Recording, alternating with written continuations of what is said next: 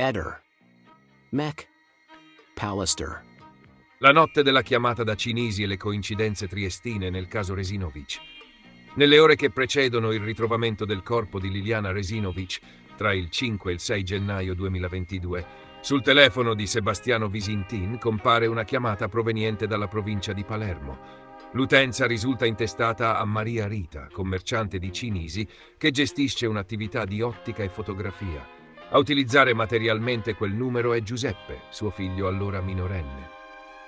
Nel verbale di escussione raccolto dalla polizia, Giuseppe spiega di aver composto quel numero a memoria, dopo aver visto in rete un servizio sui cosiddetti top number, cioè numerazioni con cifre ripetute e facilmente ricordabili.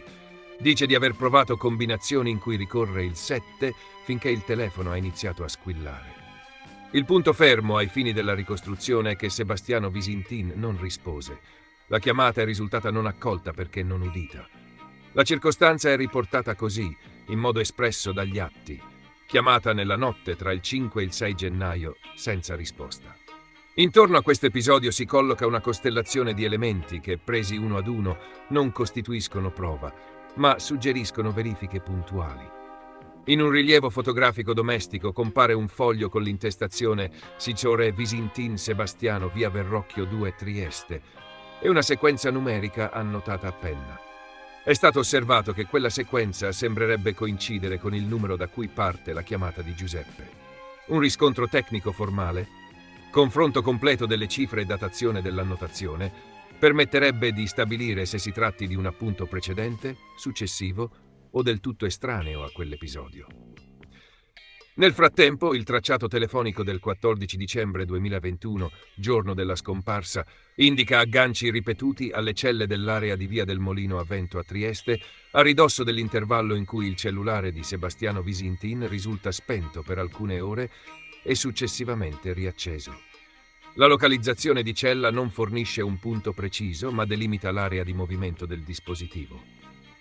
Proprio in quella strada opera Gabriele, titolare di un'edicola ricevitoria, che porta lo stesso cognome di Maria Rita.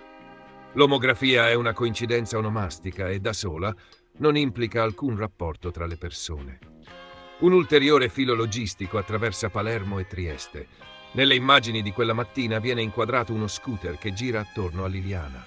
Il mezzo risulta immatricolato a Palermo e passa successivamente come seconda proprietaria a una signora che abita in via Donadoni 36 a Trieste. Il dettaglio è interessante perché via Donadoni 36 ricorre nelle ricostruzioni come indirizzo di magazzino, laboratorio, riconducibile a Sebastiano Visintin. Si tratta anche qui di una coincidenza di targa e di civico che merita verifiche con visure per A, date di passaggio di proprietà, utilizzo effettivo del mezzo e accessi al palazzo. Sul piano domestico viene registrato che le 3 chiavi rinvenute nella borsa di Liliana aprono il portone dello stabile di via del Verrocchio 2, mentre le serrature dell'appartamento richiedono chiavi di riserva di norma custodite su un portachiavi in legno nel corridoio. Sono abitudini e dettagli che aiutano a definire la logistica familiare nei giorni cruciali. Le domande operative ad oggi restano 4. Primo, durata effettiva della chiamata notturna di Giuseppe, ai fini di distinguere uno squillo isolato da un tentativo reiterato. Secondo, eventuali ulteriori contatti fra quell'utenza e i numeri in uso a Sebastiano Visintin nei giorni successivi. Terzo, datazione e attribuzione dell'annotazione numerica presente sul foglio fotografato in casa, con analisi grafologica e confronto con altri appunti. Quarto, timeline amministrativa e tecnica dello scooter. Intestazioni, assicurazioni, revisioni, movimenti ripresi da telecamere, eventuali transiti ZTL o varchi lettura targhe. In sintesi, la ricostruzione depura il quadro da interpretazioni e si appoggia a pochi punti fermi. Telefonata notturna Cinisite non risposta, agganci di cella in via del Molino a Vento il 14 dicembre, con spegnimento e riaccensione del telefono di Sebastiano Visintin. Annotazione numerica da verificare e scooter con origine palermitana e seconda proprietaria residente in via Donadoni 36.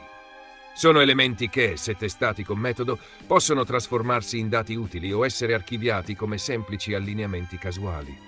Fino ad allora restano piste di lavoro da battere con rigore, tenendo ferma la presunzione di innocenza per tutte le persone citate. Quindi a cose note e novità sommiamo una nuova coincidenza: la signora che chiama da Palermo fa un'attività ben precisa, a Trieste, nella via in cui Sebastiano spegne il telefono, c'è una persona con lo stesso cognome che fa la stessa attività della signora a Palermo.